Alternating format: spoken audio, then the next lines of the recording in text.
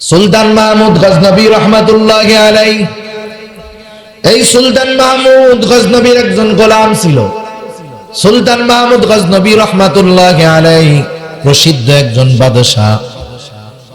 ইসলামের ইতিহাসে অন্যতম অবদান আছে তার। এই সুলতান মাহমুদ 27 বার ভারতবর্ষ আক্রমণ করেছে, একবারও পরাজিত হয় নাই।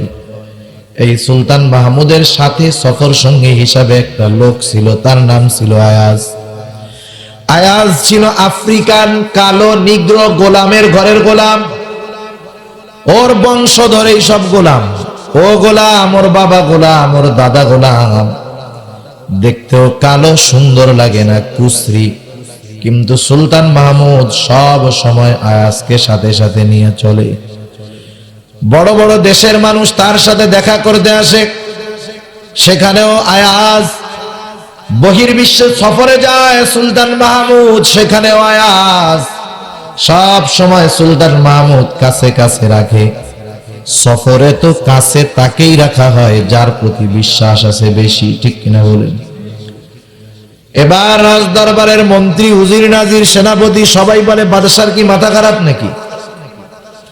মন্ত্রী বলে, আমার মতো এত সম্মানিত বংশীয় ব্যক্তি থাকার পর আমাকে বাদশার সাথে নেন না, একটা গোলামকে সাথে নিয়ে ঘুরে। উজির বলে, আসলেও মনে হয় বাদশার মাথাটা খারাপ হয়ে গেছে। সেনাপতি বলে, আমরা দেশের জন্য এত অবদান রাখি, কিন্তু বাদশাহ আমাদেরকে সাথে নেয় না, নেয় একটা গোলামকে। এই বিষয়টা তাদের কাছে ভালো লাগে নাই। একটা সময় এই কথাটা পৌঁছায় গেল বাদশাহর কানে। রাজ দরবারের মধ্যে বসে আছেন বাদশাহ। একদিন রাজকোষ থেকে দামি একটা হীরা আনা হলো। এই হীরা আনার পর বাদশাহ হীরাটা সবার সামনে উপস্থাপন করে বলতেছে, এটা অনেক দামি হীরা। হীরার গুণগান বর্ণনা করার পর মন্ত্রীকে ডাক দিল, মন্ত্রী এদিকে আসো, হীরাটা ধরো, আছাড় দিয়া ভেঙে ফেলো। এত দামি হীরা। মন্ত্রী বলে, বাদশাহ আপনি কি বলেন? আপনি দয়া করে আমাকে মন্ত্রিত্বের আসনে উপবেশন করিয়েছেন, আমি নিজের হাতে আপনার এই রাষ্ট্রের সম্পদের ক্ষতি করব, এটা হইতে পারে না। মন্ত্রী এবার তেল মারা শুরু করছে, কাকুতি মিনতি করতেছে, বাদশাহ আমি মন্ত্রীর দ্বারা এই কাজ করা অসম্ভব, আমাকে ক্ষমা করে দেন। বাদশাহ মন্ত্রীর আচরণে খুশি হয়ে গেল। এক থলে মোহর হাতে দিয়ে বলে, যাও মন্ত্রী, তোমার উপরে আমি খুশি হয়ে গেলাম।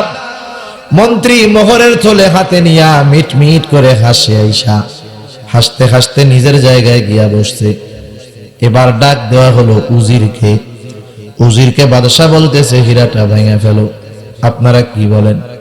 মন্ত্রী যেটা করে নাই উজির করবে নাকি? আবার যখন দেখছে এক থলে মোহর দিছে, বাদশাহ খুশি হইয়া, মন্ত্রী বাদশারে যে তেল মারবে ও তার 5 গুণ মারবে, ঠিক কিনা বলেন? ও আরো কাকুতি মিনতি করে, 2 হাত জড়ায় ধরে বলে, না বাদশাহ, না না, এই কাজটা আমার দ্বারা সম্ভব নয়, আমি পারবো না। বাদশাহ তার আচরণে খুশি হয়ে গেল। এক থলে মোহর হাতে দিছে, হাসতে হাসতে জায়গায় গিয়া বসছে। এবার ডাক দেওয়া হলো সেনাপতিকে। সেনাপতিকে বাদশাহ বলতেছে, ধরো এটা ভাঙো। সেনাপতি বলে, বাদশাহ নামদার, আপনি কি বলেন? যেই সম্পদ উপার্জনের জন্য জীবন বাজি রেখে লড়াই করি, সেটা নিজের হাতে নষ্ট করব, হতেই পারে না।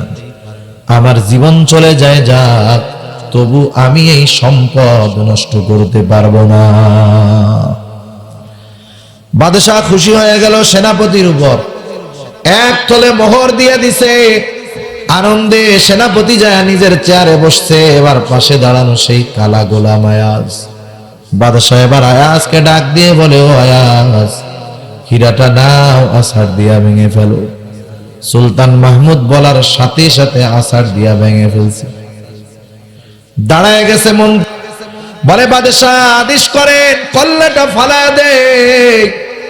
এত বড় ক্ষতি করলো রাষ্ট্রের, ও কি বুঝতে পারলো না? মন্ত্রী যেটা করে নাই, উজির করে নাই, আমি করি নাই, ও করলো, কত বড় সাহস! আপনি আদেশ করেন, ফালায়া দেই কল্লা। মন্ত্রী বলে, বাদশাহ এই জন্যই তো বলি, কানারে হাইকোর্ট দেখাই দি নাই। ও হলো গোলামের ঘরের গোলাম, আপনি ওরে সাথে নিয়ে চলেন।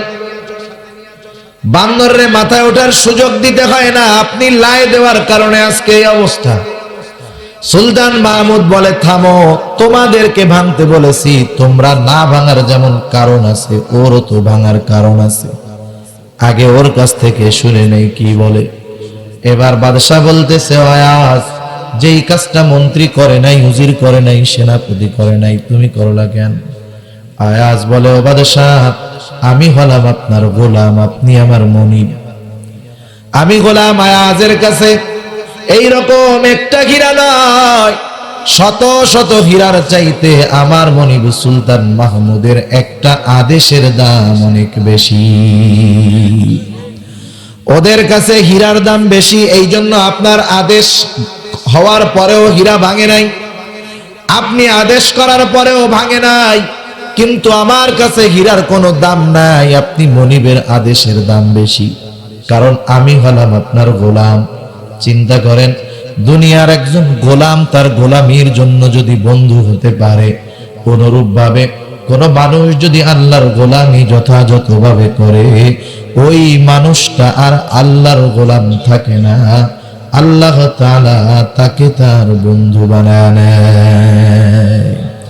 আল্লাহ রাব্বুল আলামিন বলেন, আলা ইন্না আউলিয়া আল্লাহি লা খাউফুন আলাইহিম ওয়া লা হুম ইয়াহজানুন। আল্লাহ তাআলা বলেন, জেনে রাখো, ইন্না আউলিয়া আল্লাহ, নিশ্চয়ই যারা আল্লাহর ওলি, নিশ্চয়ই যারা আল্লাহর বন্ধু। কারা আল্লাহর বন্ধু হয়? যারা আল্লাহর গোলামি যথাযথভাবে করে, ঠিক কিনা বলেন? যারা আল্লাহর নাফরমানি করে না, আল্লাহর আইন মেনে চলে, আদেশ মেনে চলে, নিষেধগুলা থেকে বিরত থাকে, ওরাই তো আল্লাহর গোলামি যথাযথভাবে করে। আর আল্লাহ বলেন, যারা আমার গোলামি যথাযথভাবে করে, ওরা একটা সময় আমার বন্ধু হয়ে যায়। আর যারা আমার বন্ধু হয়ে যায়, তাদের দুনিয়া আখেরাত উভয় জাহানে ভয়ও নাই, চিন্তাও নাই। তাহলে আল্লাহর আদেশ মানলে ভয় আছে, চিন্তা আছে।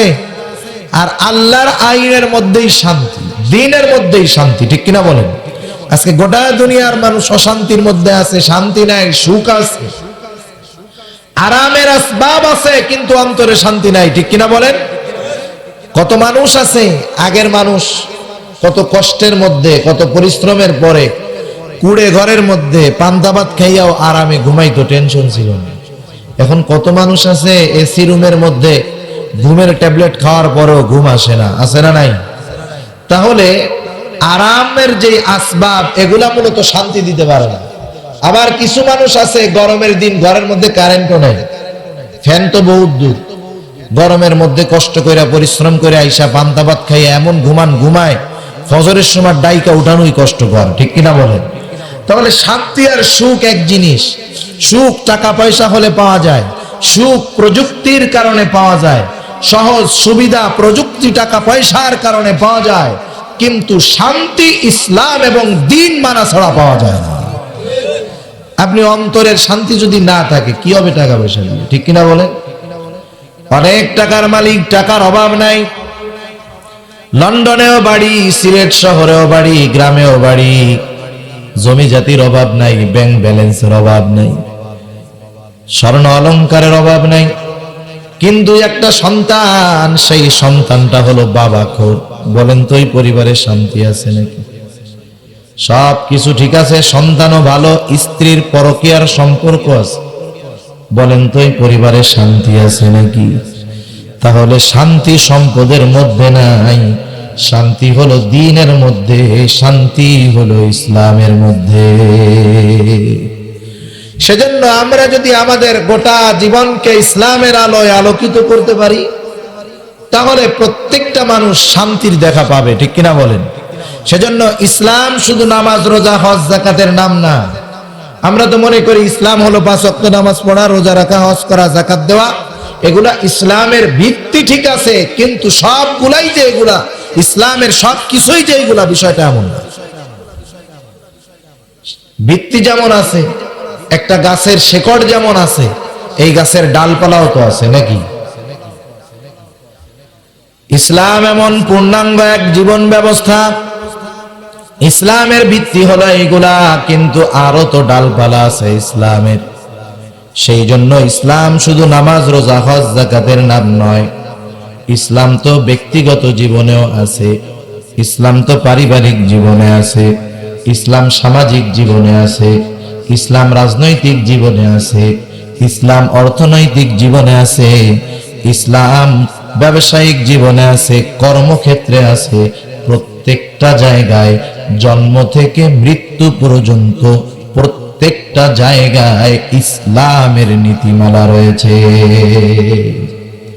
একটা মানুষ তার ইসলামের কর্মসূচি সে দুনিয়ায় আসার আগে থেকেই শুরু হয়, দুনিয়া থেকে যাওয়ার পরেও ইসলামী কর্মকাণ্ড তার ব্যাপারে চলে। চলে কি চলে না?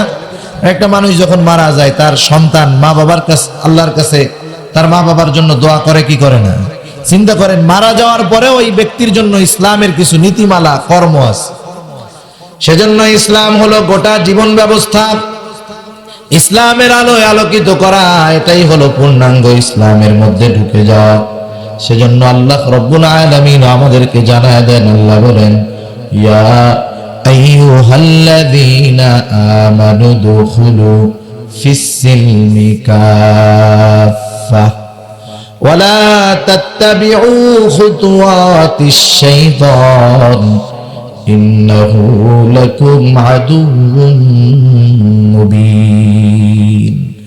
আল্লাহ তাআলা ঈমানদারদেরকে ডাক দিয়ে বলতেছেন, হে ঈমানদারেরা, ইয়া আইয়ুহাল্লাযীনা আমানু দুখুলু ফিস-সিলমি কাফা ওয়ালা তাত্তাবিউ খুতুওয়াতিশ শাইতান ইন্নাহু লাকুম আদুউম মুবিন। আল্লাহ তাআলা বলেন, হে ঈমানদারেরা, তোমরা পরিপূর্ণভাবে ইসলামের মধ্যে প্রবেশ করো, তার মানে ইসলামের মধ্যে পরিপূর্ণভাবে দাখিল হয়ে যাও। ইসলাম যেই আদেশগুলা করেছে প্রত্যেকটা ক্ষেত্রে সেই ইসলামের নীতিমালা অনুসরণ করো। শুধুমাত্র নামাজ রোজা হজ যাকাত এতটুকুকে ইসলাম মনে করো না, কারণ মুনাফিক যারা ছিল ওরাও কিন্তু নিজেদেরকে মুমিন দাবি করত, ঠিক কিনা বলেন? মুনাফিকরা আল্লাহর নবীর পেছনে নামাজ পড়তো, রোজা রাখতো, হজ করত, যাকাত দিত, এগুলা তো দেখানো যায় এই জন্য করত, কিন্তু আরো ইসলামের বিষয়গুলা আছে সেইগুলাকে সুযোগ পেলে অস্বীকার করত, অমান্য করত, পক্ষান্তরে মাঝে মধ্যে ইসলামের বিরোধিতাও করত। সমাজে এমন অনেক মানুষ পাবেন যেই মানুষগুলা নামাজ পড়ে, রোজা রাখে, কিন্তু অনেক ক্ষেত্রে ইসলাম এবং মুসলমানের বিরোধিতা করে, আছে না নাই? অনেক মানুষ এমন আছে, নামাজ পড়ে কিন্তু সে মূর্তির পক্ষে কথা বলে, আছে না নাই? অভাব নাই এগুলা, এগুলা নামে মুমিন, আসলে এগুলো মুনাফিক, ঠিক কিনা বলেন? যদি কোনো মুনাফিক জাহান্নাম থেকে বাঁচতে পারতো তাহলে আব্দুল্লাহ ইবনে উবাই নামাজ রোজা হজ যাকাত সব করছিল, ও জাহান্নাম থেকে বাঁচতে পারতো, ঠিক কিনা বলেন? কিন্তু ওর ব্যাপারে তো এমন অবস্থা, আল্লাহর নবী নিজে জানাজা পড়াইছে, তাও আল্লাহ ওরে ক্ষমা করে নাই। সেজন্য সাবধান, আমার যেটা ভালো লাগে আমি সেটা গ্রহণ করব, যেটা ভালো লাগে না করব না, বিষয়টা এমন না। সমাজের মধ্যে অনেক নামাজি আছে কিন্তু বাড়ির মধ্যে পর্দা নাই, আছে না নাই? বলেন তো সেই লোকটা পূর্ণাঙ্গ ইসলামের মধ্যে আছে নাকি? নাই। আবার অনেক নামাজি আছে সুদের কারবারিও করে, আছে না নাই? অনেক নামাজি তাহাজ্জুদ পড়ে আবার ঘুষের টাকা ছাড়ে না, এমন আল্লাহর ওলি আছে না নাই? ইসলামের মধ্যে আছে? ও পূর্ণাঙ্গ ইসলামের মধ্যে আছে? নাই। আংশিক ইসলামের মধ্যে আছে, আংশিক ইসলামের বাইরে। এমন মুমিন ইসলামের দাম, এমন ব্যক্তির দাম আল্লাহ তাআলার কাছে নাই, ঠিক কিনা বলেন? সেজন্য আল্লাহ তাআলা ঈমানদারদেরকে উদ্দেশ্য করে বলে, ও ঈমানদারেরা, উদখুলু ফিস-সিলমি কাফা, তোমরা পরিপূর্ণভাবে ইসলামের মধ্যে প্রবেশ করো, ইসলামের মধ্যে অন্তর্ভুক্ত হয়ে যাও, পরিপূর্ণভাবে ইসলামের অনুসরণ করো। ওয়ালা তাত্তাবিউ খুতুওয়াতিশ শাইতান, তোমরা শয়তানের পদাঙ্ক অনুসরণ করো না। কারণ তোমরা নামাজ পড়বা, আবার অনেকে শয়তানের অনুসরণ করবা, এমন লোক সমাজে অভাব নাই। নামাজ পড়ে চোখের গোনা করে, নামাজ পড়ে মিথ্যা বলে, নামাজ পড়ে আবার দোকানদার ওজনে কম দেয়, এমন সমাজে তো আছে। তো কি বলেন? তাহলে এই মানুষগুলা বলেন প্রত্যেকটা পাপ কাজ করা মানে শয়তানের অনুসরণ করা। আর শয়তানের অনুসরণ যে করবে, শয়তানের শেষ ঠিকানা কোন জায়গায়? কোন তো জাহান্নাম। কোথায়? শয়তান ওকে জাহান্নাম পর্যন্ত নিয়ে যাবে। আর যেই ব্যক্তি পরিপূর্ণ দ্বীনের উপরে নিজেকে চালাবে, সব জায়গায় ইসলামী অনুশাসন মেনে চলবে, সে হবে সিরাতে মুস্তাকিমের পথিক। কারণ এই পথ প্রতি নামাজের প্রতি রাকাতে আমরা আল্লাহ তাআলার কাছে চাই। সূরা ফাতিহার মধ্যে আমরা প্রতি রাকাতেই বলি ইহদিনাস সিরাতাল মুস্তাকিম। প্রতিটা রাকাতে আল্লাহ তাআলার কাছে এই পথ চাই। এই পথের পথিক যদি হতে হয়, পরিপূর্ণভাবে ইসলামের মধ্যে অন্তর্ভুক্ত হতে হবে। ঠিক কিনা বলেন? মডারেট মুসলমান হইলে হবে না। এখন আমাদের সমাজে হলো মডারেট মুসলমান। মডারেট মুসলমান মানে বুঝেন? ও হলো দুই নৌকার মাঝি। দুই নৌকার মাঝি, ও দুনিয়াও ছাড়ে না, আখিরাতও ছাড়ে না, দুইটারই ধরতে চায়। এখন এই নদী পার হবে, প্রখর স্রোত নদীর মধ্যে। এখন উনি নৌকা দুইটা দেখছে, ওনার দুইটাই ভাল লাগে। উনি এখন দুইটা একসাথে পার হবে। একজন মানুষ ও যদি একসাথে দুই নৌকায় পার হইতে হয়, এক পাও দিবে ওই নৌকায়, আর এক পাও দিবে ওই নৌকায়। ঠিক কিনা বলেন? এখন নৌকা দুইটা কি সমান গতিতে চলতে পারবে নাকি? একটু যদি অন্যান্য দিক যায়, দুই ভাগ হয়ে ফাইডা বের হয়ে যাবে। মডারেট মুসলমানের অবস্থা হলো ওইটা।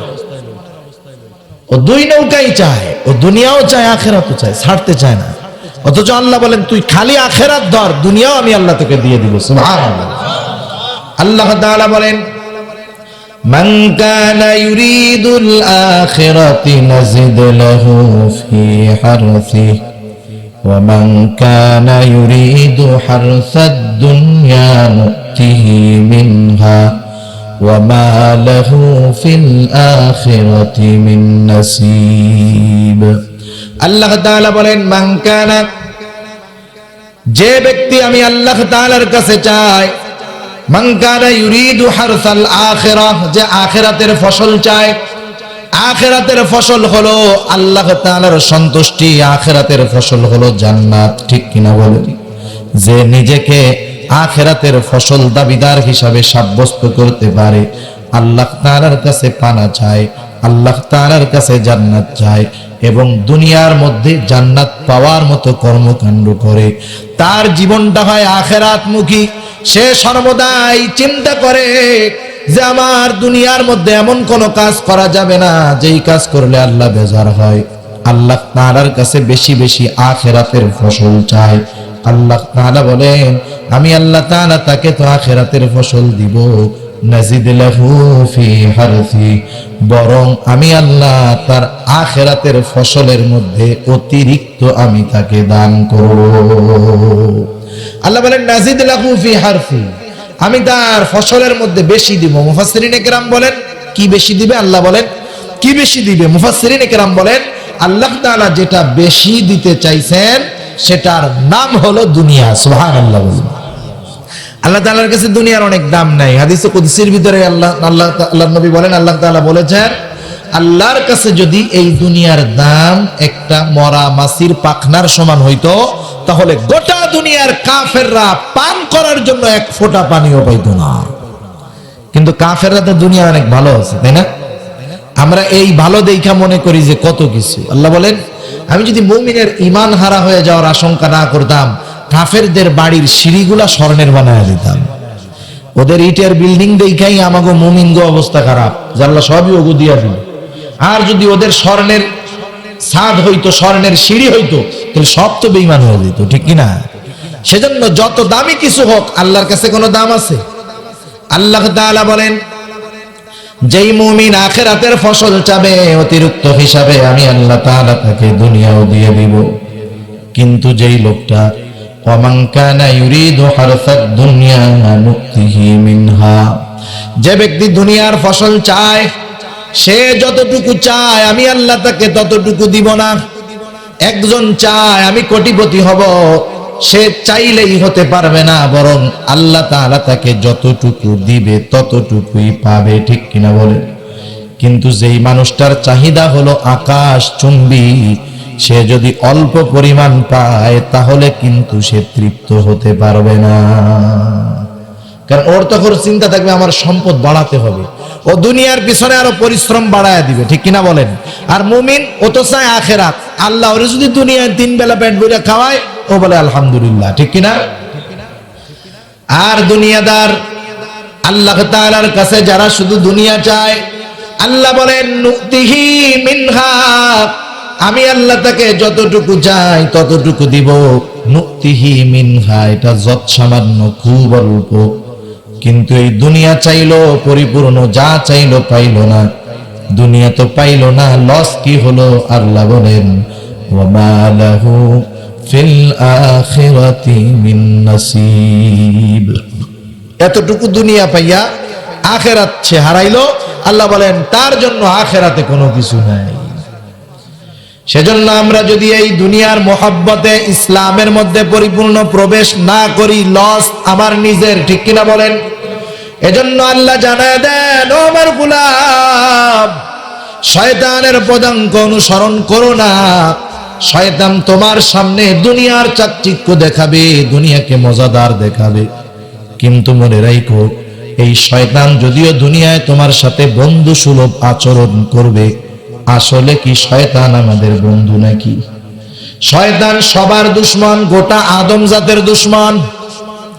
কারণ শয়তানকে আল্লাহ তাআলা যখন জান্নাত থেকে বের করে দিল, আদম আলাইহিস সালামকে সিজদা না করার অপরাধে, আল্লাহ বলেন ক্বালা ফাখরুজ মিনহা ফাইন্নাকা রাজিম ওয়া ইন্না আলাইকা লা'নাতি ইলা ইয়াউমিদ্দিন, কিয়ামত পর্যন্ত তোর উপরে আল্লাহর লানত। এবার শয়তান আল্লাহ তাআলার কাছে বলছে, আল্লাহ আপনি আমাকে তো জান্নাত থেকে বের করে দিলেন, ক্বালা ফাখরুজ মিনহা ফাইন্নাকা রাজিম ওয়া ইন্না আলাইকা লা'নাতি ইলা ইয়াউমিদ্দিন, কিয়ামত পর্যন্ত শয়তানের উপরে আল্লাহ তাআলার লানত। শয়তান এবার বলে, আয় আল্লাহ, আমি তো অনেক ইবাদত করেছি, আমার ইবাদত গুলার বিনিময় কি দিবেন না? কি চাস? শয়তান এবার বলে, ক্বালা ফাআনযিরনি ইলা ইয়াউমি ইউবাসুন। যেহেতু এই আদমের কারণে জান্নাত থেকে বাইর হইতে হইল, আদম কতদিন থাকবে? বলে আদম দুনিয়ায় চিরদিন বাঁচবে না, কিন্তু কিয়ামত পর্যন্ত আদমের উত্তরসূরি, আদমের সন্তানেরা থাকবে। শয়তান চিন্তা করতেছে, বাপ যদি দুশ্মন হয়, বাপের ছেলেরও কিন্তু ভালো লাগে না, ঠিক না? কারো যদি কারো বাবার সাথে কোনো ব্যক্তির সাথে দ্বন্দ্ব থাকে, দেখবেন ওই ব্যক্তির যে ছেলে ওরেও ভালো লাগে না, কারণ ও দুশ্মনের ছেলে। যে এই জন্য শয়তানের তো আমাদেরকেও ভালো লাগবে না, কারণ আমাদের বাবার সাথে ওর দুশ্মনী, ঠিক কিনা বলেন। শয়তান এবার আল্লাহর কাছে বলে, আল্লাহ আমি এত ইবাদত করলাম, এর কি কোনো বিনিময় দিবেন না? আল্লাহ বলে, হ্যাঁ বিনিময় দিব, কি চাও? বলে আল্লাহ আমাকে কিয়ামত পর্যন্ত সুযোগ দেন। আল্লাহ তাআলার কাছে চাইলো, ফাআনযিরনি ইলা ইয়াউমি ইউবাসুন। আল্লাহ বলে, ক্বালা ফাইন্নাকা মিনাল মুনযিরিন ইলা ইয়াউমিল ওয়াক্তিল মা'লুম। নির্দিষ্ট একটা সময় পর্যন্ত আল্লাহ তাআলা শয়তানকে সুযোগ দিয়ে দিল, কিয়ামত পর্যন্ত সুযোগ পেয়ে গেল শয়তান। এবার শয়তান আল্লাহ তাআলার কাছে বলে, আল্লাহ যেহেতু আপনি আমাকে পাওয়ার দিয়ে দিলেন, আমি তো এদেরকে ওয়াসওয়াসা দিব, ধোঁকা দিব, গুনার পথে এদেরকে ছুটিয়ে চালাবো, আমার পেছনে তাদেরকে অনুসরণকারী বানায় দিব। আয় আল্লাহ শুনে নেন, যেহেতু সুযোগ আমাকে দিয়ে দিয়েছেন, আপনিও জেনে নেন। ক্বালা ফাবিইজ্জাতিকা লাউগওয়ান্নাহুম আজমাঈন।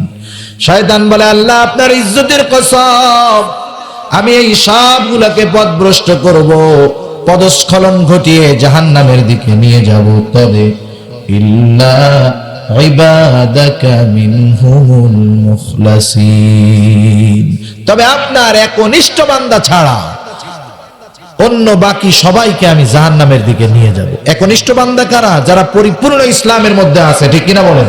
গোটা জিন্দেগীর প্রত্যেকটা ক্ষেত্রে ইসলামের মধ্যে আছে, এরা হলো একনিষ্ঠ বান্দা। এছাড়া অর্ধেক মুসলমান, দুই নৌকার মাঝি, ওগুলাও জাহান্নামে যাবে। শয়তান বলে আপনার ইজ্জতের কসম, আপনার একনিষ্ঠ বান্দা ছাড়া সবগুলাকে জাহান্নামে নিয়ে যাব, এই ওয়াদা হলো শয়তানের। এখন বলেন, শয়তান আমাদের বন্ধু নাকি দুশমন? আল্লাহ তাআলা সেই কথাও জানায় দেন, ইন্নাহু লাকুম আদুউম মুবিন। শয়তানের অনুসরণ করো না, কারণ শয়তান হলো তোমাদের সুস্পষ্ট দুশমন, শত্রু তোমাদের। ওর টার্গেট তোমাকে জাহান্নামে নিয়ে যাবে। আল্লাহ কতভাবে যে সতর্ক করেছেন মুমিনদেরকে, সব মানুষ না, আলাদা মুমিনদের সতর্ক করেছে। মুমিনেরা ঈমান আনার পরে পরিপূর্ণ ইসলামের মধ্যে আসো, আল্লাহর সীমা লঙ্ঘন করিও না, আল্লাহর হুদুদ লঙ্ঘন করিও না। এরপরেও যদি তোমরা করো, কি হবে তোমাদের অবস্থা? আল্লাহ বলেন, فَإِنْ زَلَلْتُمْ مِنْ بَعْدِ مَا جَاءَتْكُمُ الْبَيِّنَاتُ فَاعْلَمُوا أَنَّ اللَّهَ عَزِيزٌ حَكِيمٌ। এমনটা আমাদের মনে করার কোনো সুযোগ নাই। আমরা যদি ইসলামের মধ্যে প্রবেশ না করি আল্লাহর লস হয়ে যাবে, এটা মনে করার সুযোগ আছে নাকি? কারণ গোটা দুনিয়ার মানুষ যদি পাক্কা আল্লাহওয়ালা হয়ে যায়, আল্লাহ তাআলার শান মান বিন্দু পরিমাণ বাড়বে না। সারা দুনিয়ার সব মানুষ যদি আল্লাহর নাফরমান হয়ে যায়, আল্লাহ তাআলার শান মান বিন্দু পরিমাণ কমবে না। কারণ আল্লাহ তাআলা আমাদের ইবাদতের মুহতাজ না, মুখাপেক্ষী না, বরং ইবাদত করলে আমাদেরই লাভ, না করলে আমাদেরই ক্ষতি, ঠিক কিনা বলেন? এজন্য আল্লাহ বলেন, তোমাদের কাছে সুস্পষ্ট নিদর্শন পৌঁছানোর পরেও, ফাইন জালালতুম মিন বাদি মা জাআতকুমুল বাইয়িনাত, তোমাদের কাছে সুস্পষ্ট নির্দেশনা পৌঁছানোর পরেও তোমরা যদি সেটাকে অস্বীকার করো, তোমরা যদি সেই অনুযায়ী আমল না করো, মনে রেখো এতে আল্লাহর কোনো লস নাই। কারণ আল্লাহ হলেন মহাপ্রজ্ঞাময়, আল্লাহ হলেন মহাপরাক্রমশালী। তাহলে ইসলামে ঢুকলে লাভ কাদের? জোরে বলেন আমাদের। ইসলামে ঢুকলে লাভ কাদের? ইসলামের বাইরে গেলে ক্ষতি কাদের? ইসলামের বাইরে গেলে শুধু যে দুনিয়ার ক্ষতি, আখেরাতের ক্ষতি তা নয়, দুনিয়ার ক্ষতি আছে না নাই? আজকে দুনিয়ার মধ্যে অনেক ক্ষতি তো আমরা দেখতে পাই। যেই পরিবারে ইসলাম নাই সেই পরিবারে শান্তি নাই, ঠিক কিনা বলেন? এজন্য আল্লাহ তাআলা আমাদেরকে সর্বশেষ জানায় দেন, বান্দা যখন তুমি ঈমান এনেছো, ঈমানের মতো দৌলত তুমি পেয়ে গেছো, সুতরাং ঈমান আনার পরে আল্লাহ প্রদত্ত কিছু নীতিমালা আছে না নাই? কাফেরের জন্য সুদ হারাম না, কাফেরের জন্য ঘুষ হারাম না, কাফেরের জন্য বেপরদায় চলা হারাম না, কাফেরের জন্য মিথ্যা বলা হারাম না। কারণ ওর তো ঈমানই নাই, তার ভালো আর মন্দের কি দাম, ঠিক কিনা? কিন্তু যেই লোকগুলা ঈমান এনেছে, ঈমান এদের তো কিছু নীতিমালা, সীমা, হুদুদ আল্লাহ তাআলা দিয়ে দিয়েছেন। মুমিন এই সীমার বাইরে যদি চলে যায় সে অপরাধী। আল্লাহ তাআলা সেজন্য আমাদেরকে জানায় দেন, আল্লাহ বলেন, ফাআম্মা মান তাগা ওয়া আসারাল হায়াতাদ দুনিয়া ফাইন্নাল জাহিমা হিয়াল মাওয়া। আল্লাহ তাআলা বলেন, ফাআম্মা মান তাগা, যে সীমা লঙ্ঘন করলো, অর্থাৎ আল্লাহর আদেশ অমান্য করলো। এখন প্রশ্ন হলো, দুনিয়ার মানুষ কেন আল্লাহর আদেশ অমান্য করে, কেন শরীয়তের বহির্ভূত কর্মকাণ্ড করে? আল্লাহ তাআলা পরবর্তী আয়াতে একটা কারণ বর্ণনা করেন। আল্লাহ তাআলা কেমন জানি আমাদেরকে জানায় দেন, যেই মানুষগুলা দুনিয়ার জিন্দেগিকে প্রাধান্য দেয়, অধিকাংশ সেই মানুষগুলাই আল্লাহর নাফরমানি করে। আল্লাহ তাআলা বলেন, ওয়া আসারাল হায়াতাদ দুনিয়া, দুনিয়ার জিন্দেগিকে যারা প্রাধান্য দেয় তারাই আল্লাহর সীমা লঙ্ঘন করে।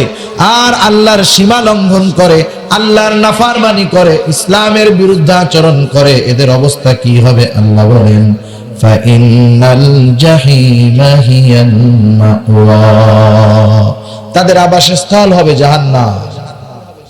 আমরা কি আল্লাহর সীমা লঙ্ঘন করব? তাহলে আল্লাহ যেটা নিষেধ করছে সেটা ছাড়তে হবে, যেটা করতে বলছে ধরতে হবে, ঠিক কিনা বলেন? এরপর আল্লাহ তাআলা বলেন ওয়া আম্মা মান খাফা মাকামা রাব্বিহি ওয়া নাহান নাফসা আনিল হাওয়া ফাইন্নাল জান্নাতা হিয়াল মাওয়া। আল্লাহ রাব্বুল আলামিন বলেন ওয়া আম্মা মান খাফা মাকামা রাব্বিহি, যারা তাদের রবের সামনে দণ্ডায়মান হওয়াকে ভয় করে, কারণ এই দুনিয়া শেষ নয়, এই দুনিয়ার পরেও একটা সময় আছে, সেটা তো অনন্তকাল, যার শুরু আছে শেষ নেই।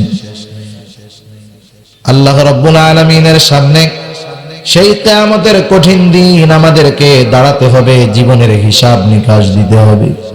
আল্লাহ তাআলা হলেন মালিক ইয়াউমিদ্দিন, প্রতিদান দিবস, বিচার দিবসের একচ্ছত্র অধিপতি বিচারক।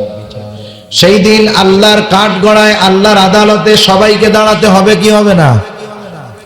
প্রত্যেকটা মানুষকে তার জীবনের হিসাব দেওয়া লাগবে, আল্লাহর সামনে দাঁড়িয়ে হিসাব দিতে হবে। যেই মানুষগুলার অন্তরের মধ্যে এই ভয়টা আছে, হায় রে আমি রাতে যা করি আর দিনের বেলা যা করি, লোকের সামনে করি আর লোক চক্ষুর অন্তরালে করি, মোবাইল নিয়ে ল্যাপের মধ্যে করি আর একা একা করি, দুনিয়ার কেউ আমার খবর না জানলেও কে জানে, আওয়াজ দিয়ে বলেন। যেই সময়টা আমি এই অপরাধের মধ্যে কাটাইলাম, এই সময়ের হিসাবটাও তো আমাকে আল্লাহর কাছে দিতে হবে। এই চিন্তা যাদের অন্তরের মধ্যে ঢুকে যায়, যেই মানুষগুলা চিন্তা করে আমি একা না, একা না, আমার সাথে সর্বক্ষণ দুইজন ফেরেশতা আছে। আল্লাহ তাআলা বলেন কিরামান কাতিবিনা ইয়ালামুনা মা তাফআলুন। কিরামান কাতিবিন আছে তো? সবার কাছে আছে নাকি এমন কেউ আছেন যে হুজুর আমার কাছে তো নাই? সবার কাছে আছে না? আচ্ছা, মাঝে মধ্যে দেখবেন শহরে কিছু কিছু জায়গায় সিসি ক্যামেরা লাগানো থাকে। কয়েক বন্ধু মিলে একবারে উল্টাপাল্টা চলতেছে, যখনই দেখে যে সিসি ক্যামেরা লাগানো আর লেখা আপনার গতিবিধি পরিলক্ষিত হচ্ছে, ভদ্র হয়ে যায় সাথে সাথে, ঠিক না? আর যদি ক্যান্টনমেন্ট এরিয়ার মধ্যে হয় তাহলে তো কাম সারা, ওর মতো ভালো মানুষই নাই। সিসি ক্যামেরার ভয়, একটা সিসি ক্যামেরার ভয়ে দেখেন সাথে সাথে নিজেকে পরিবর্তন করে ফেলল। কিন্তু আমার সাথে কিরামান কাতিবিন দুজন ফেরেশতা আছে, আল্লাহ সব সময় দেখতেছে। আবার আমি কি বলতেছি সব কথাগুলা রেকর্ড হচ্ছে, ঠিক কিনা বলেন? আল্লাহ তাআলা বলেন মা ইয়ালফিযু মিন কওলিন ইল্লা লাদাইহি রাকীবুন আতীদ। প্রত্যেকটা লফজ, প্রত্যেকটা শব্দ রেকর্ড হইতেছে, কোনো কথা ধ্বংস হয়ে যায় না। যেমন এই যে মোবাইল ফোন, আপনি এখান থেকে লন্ডনে ফোন দেন মোবাইলে আপনার আত্মীয় স্বজনের কাছে, তার আছে কোনো, তার আছে মোবাইল, তারের মাধ্যমে কথা যায়নি, কিসের মাধ্যমে যায়? হ্যাঁ, বাতাসের মাধ্যমে। কিসের মাধ্যমে? বাতাসের মাধ্যমে। কথা বাতাসের মধ্যে থাকে, নেটওয়ার্কিং সিস্টেম এই কথাটাকে বিভিন্ন নাম্বার আলাদা আলাদা থাকে, ও ওই নেটওয়ার্ক নির্দিষ্ট নাম্বারে কথাটা পৌঁছায় দেয়। আচ্ছা, এখান থেকে যখন আপনি লন্ডনে ফোন দেন, আপনি যেই ভাষায়, যেই শব্দে, যেইভাবে কথা বলেন, লন্ডন থেকে সেইভাবেই তো শুনে, নাকি?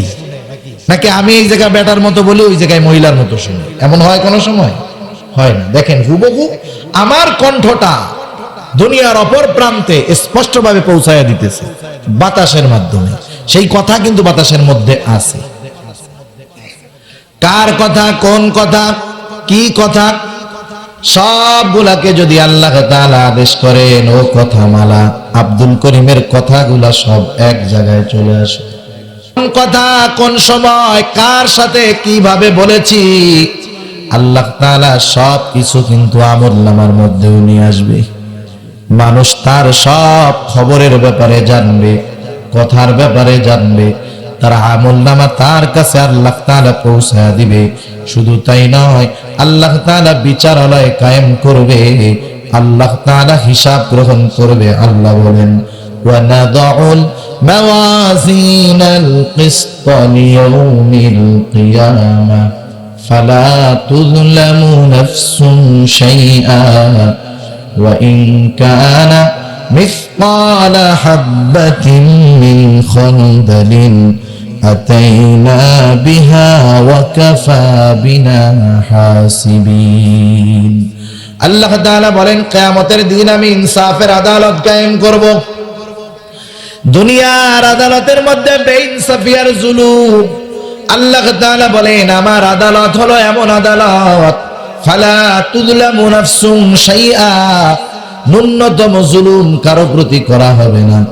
বরং দুনিয়ার মধ্যে কেউ যদি সরিষা দানা পরিমাণ নেক আমল অথবা বদ আমল করে, আল্লাহ বলেন আতাইনা বিহা, সেটাকে হাজির করা হবে, উপস্থিত করা হবে। আমল নামার মধ্যে ন্যূনতম ছোট কোনো পাপও ছাড়া যাবে না, ছোট কোনো নেকের কর্ম আল্লাহ তাআলা বাদ দিবেন না। বরং পরিস্থিতি তো এমন হবে, প্রতিটা মানুষ তার কাছে পৌঁছে যাওয়া আমল নামা পড়তে পারবে।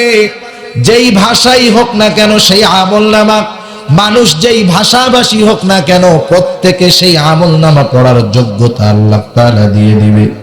আল্লাহ তাআলা বলবেন, ইকরা কিতাবাকা কাফা বিনাফসিকাল ইয়াওমা আলাইকা হাসিবা। আল্লাহ তাআলা বলবেন, ইকরা কিতাবাক, তুমি পড়ো তোমার কিতাব, তোমার আমলনামা পড়ো, হিসাবের জন্য তুমিই যথেষ্ট। পরীক্ষা কি লেখছো, কত মার্ক পাইছো, খাতা হাতে পাইছো, এবং তুমিই ভালো বুঝবা তুমি কত মার্ক পাওয়ার যোগ্য, ঠিক কিনা বলেন? খাতা দেখার পরে সে বলে, ওরে আল্লাহ রে, এই জায়গায় এই অঙ্কটা ভুল হয়ে গেছে, প্লাসের জায়গায় কেমনে ভুলে মাইনাস দিলাম, মনে কলমে দাগ হয় নাই, এতটুকুর জন্য সব শেষ, কোনো কিছু বাদ যাবে না।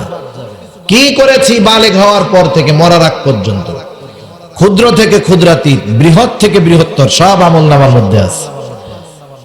মানুষেরা যখন ওই আমলনামা হাতে পাবে অবাক হয়ে যাবে, বলবে হায় রে, মালি হাযাল কিতাব লা ইউগাদিরু সগীরাতাও ওয়ালা কাবীরাতান ইল্লা আহসাহা। কেমন কিতাব রে এটা, ক্ষুদ্র থেকে ক্ষুদ্রাতীত, বৃহৎ থেকে বৃহত্তর, কোনো কিছুই বাদ যায় নাই। আমরা এই যে মাঝে মধ্যে ওই যে গুগলের অপশন চালু থাকলে কোন জায়গায় কোন সময় গেছি, মাস শেষে আমার কাছে রিপোর্ট দেয় যে আপনি অমুক জায়গায় অমুক দিন গেছেন, এই রাস্তায় গেছেন, এই শহরে গেছেন।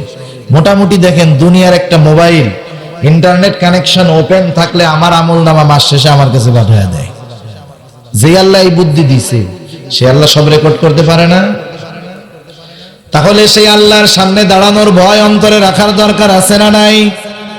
এই ভয় যার অন্তরের মধ্যে থাকে, আল্লাহ বলেন ওয়ানাহান নাফসা আনিল হাওয়া, আর তারা নিজের মন যা চায় তা করে না, বরং সেটাই করে যেটা করতে বলছেন কে, আওয়াজ দিয়ে বলেন, বরং সেটাই ছাড়ে যেটা ছাড়তে বলছেন কে? আল্লাহ তাআলা এই মানুষগুলার ব্যাপারে বলেন সহজ কথা, যারা আল্লাহর সামনে দণ্ডায়মান হওয়াকে ভয় করে আর মন যা চায় তা করে না, এই মানুষগুলার পরিস্থিতি কি হবে? আল্লাহ বলেন, ফাইনাল জান্নাতা হিয়াল মাওয়া, এই মানুষগুলার আবাসস্থল হবে জান্নাত। সুবহানাল্লাহ বলেন। তাহলে আমরা যদি জান্নাতে যেতে চাই, আইন মানতে হবে কার? আল্লাহ তাআলার আইন। আমাদের ব্যক্তিগত জীবনে, আমাদের পারিবারিক জীবনে, আমাদের রাজনৈতিক জীবনে, আমাদের ব্যবসায়িক জীবনে, অর্থনৈতিক জীবনে, সামাজিক জীবনে, সব জায়গায় ইসলাম আছে না নাই? বলে ইসলামের আলোকে সাজাতে হবে, ইসলাম থেকে শিখতে হবে যে আমার পারিবারিক জীবনে আমার জন্য কি কি দিক নির্দেশনা আছে, আমি আমার পরিবারের সাথে কেমন আচরণ করব, আমার উপরে আমার পরিবারের হক কি আছে, আমাকে ইসলাম কিভাবে চলতে বলে, পরিবার, এই যে আমার আত্মীয় স্বজন, সমাজের মানুষ, এদের সাথে আমার কেমন আচরণ করতে হবে, ইসলাম আমাকে কি শিক্ষা দিল, এগুলা ধরতে হবে। আমি ব্যবসা করি, ব্যবসার মধ্যে কোনটা জায়েজ কোনটা না জায়েজ, ক্রেতার সাথে আচরণ কেমন হবে, মুআমালাত মুআশারাত কেমন হবে, এগুলা ইসলামে আছে না নাই? প্রত্যেক জায়গায় আছে। আপনি নেতৃত্বের আসনে আছেন, এলাকার মাতবর সাহেব, আপনার উপরেও ইসলামের নির্দেশনা আছে না নাই? সব কিছুর মধ্যে ইসলাম আছে, কারণ আল্লাহ তাআলা ইসলামকে অপূর্ণাঙ্গ রাখেন নাই। ইসলাম হলো পূর্ণাঙ্গ জীবন ব্যবস্থা। সুবহানাল্লাহ বলেন। কারণ বিদায় হজের দিন আল্লাহ তাআলা আয়াত নাযিল করে জানায় দিলেন, আল্লাহ বলেন, আল ইয়াউমা আকমালতু লাকুম দীনাকুম ওয়া আতমামতু আলাইকুম নি'মাতি ওয়া রাদিতু লাকুমুল ইসলাম দীনা। আল্লাহ তাআলা বলেন, আল ইয়াউমা আকমালতু লাকুম দীনাকুম, আজকে আমি তোমাদের জন্য দ্বীনকে পরিপূর্ণ করে দিলাম। ওয়া আতমামতু আলাইকুম নি'মাতি, এবং আমার নিয়ামত সমূহকে পরিপূর্ণ করে দিলাম। তার মানে দ্বীনের সাথে নিয়ামতের সম্পর্ক। এবং ওয়া রাদিতু লাকুমুল ইসলাম দীনান, এবং ইসলামকে তোমাদের জন্য দ্বীন হিসাবে মনোনীত করলাম। এই আমাদের জীবন ব্যবস্থা হতে হবে ইসলাম, আমাদের দ্বীন হবে ইসলাম। ইসলামের আলোকে আমার জীবনকে সাজাতে হবে। যদি সাজাতে পারি আমি সফল, ঠিক কিনা বলেন? কারণ ইসলাম পূর্ণাঙ্গ এক জীবন ব্যবস্থা। আল্লাহ রাসূল সাল্লাল্লাহু আলাইহি ওয়াসাল্লাম এই বিদায় হজের ভাষণে কি বললেন? তারাকতু ফীকুম আমরাইন লান তাদিল্লু মা তামাসসাকতুম বিহিমা কিতাবাল্লাহি ওয়া সুন্নাত রাসূলি। রাসূলুল্লাহ সাল্লাল্লাহু আলাইহি ওয়াসাল্লাম তিনি জানায় দেন, আমি তোমাদের কাছে দুটো জিনিস রেখে গেলাম। তারাকতু ফীকুম আমরাইন লান তাদিল্লু মা তামাসসাকতুম বিহিমা। নবী আমার বলেন, কখনোই তোমরা পথভ্রষ্ট হবা না যদি তোমরা এই দুইটা জিনিসকে আঁকড়ে ধরো। তার মানে একবারে কোরআন হাদিস এক গাঁটটি কিনা বুকের মধ্যে ঠাইসা ধরে রাখবা। এটা কোরআন একটা কিনলেন, একবারে হাদিসের কিতাব এতগুলা কিনা এরকম শক্ত করে ধরে রাখছে, ছাড় মুই না, আঁকড়ায় ধরতে বলছে নবীজি। এই আঁকড়ায় ধরার কথা বলছে। মূলত কোরআন এবং হাদিস, নবীর সুন্নাহ, এই দুইটা যখন জীবনের সাথে মিশায়া দিবা, জীবন চলে যাবে। কোরআন ছাড়বা না, জীবন চলে যাবে। সুন্নাহ ছাড়বা না, তাহলে কি হবে তোমার অবস্থা? নবী আমার বলেন, কোরআন এবং সুন্নাহকে যদি তোমরা আঁকড়ায় ধরতে পারো, কখনোই পথভ্রষ্ট হবে না। শয়তান তোমাদেরকে পথভ্রষ্ট করতে পারবে না, পথচ্যুত করতে পারবে না। সিরাতে মুস্তাকিমের উপরে থাকবা। আর আব্দুল্লাহ ইবনে আব্বাস রাদিয়াল্লাহু তাআলা আনহু বলেন, সিরাতে মুস্তাকিমের শেষ প্রান্তেই হলো আল্লাহর জান্নাত। আল্লাহ তাআলা আমাদের সবাইকে কোরআন সুন্নাহর আলোকে জীবন সাজিয়ে পরিপূর্ণ ইসলামের মধ্যে দাখিল হওয়ার তৌফিক দান করুক। সকলে বলি আমিন।